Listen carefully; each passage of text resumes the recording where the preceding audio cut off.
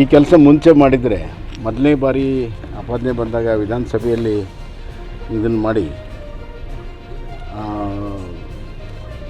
High court ನೇತೃತ್ವದಲ್ಲಿ ತನಿಖೆ ಮಾಡಿದರೆ ಸಿದ್ದರಾಮಯ್ಯನವರು ಪ್ರಾಮಾಣಿಕತೆ ಪ್ರಶ್ನೆ ಬರ್ತಿರಲಿಲ್ಲ. ಈಗ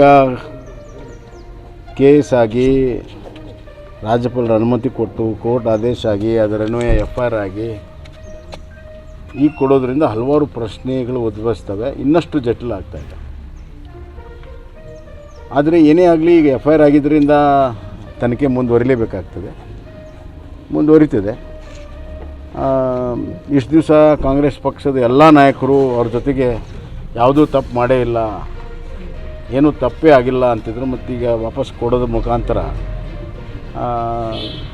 ಅದರಲ್ಲಿ ಅಕ್ರಮ ಆಗಿದೆ ಅನ್ನೋದು ಒಂದು ರೀತಿಯಲ್ಲಿ ಒಪ್ಕೊಂಡಂಗೆ ಆಗ್ತದೆ. ಹಿಂದೆ ಯಡಿಯೂರಪ್ಪನವರು ಸೈಟ್ ವಾಪಸ್ ಕೊಟ್ಟಾಗ ಇದೇ ವಾದವನ್ನು ಸಿದ್ದರಾಮಯ್ಯರು ಕೂಡ ಮಾಡಿದರು. ಹೀಗಾಗಿ ಇದು ವಾಪಸ್ ಕೊಡೋ ಮುಖಾಂತರ ಇನ್ನಷ್ಟು ಜಟಿಲ ಮಾಡ್ಕೊಂಡಿದ್ದಾರೆ ಅಂತ ನನಗೆ ಅನಿಸ್ತಾ ಇದೆ.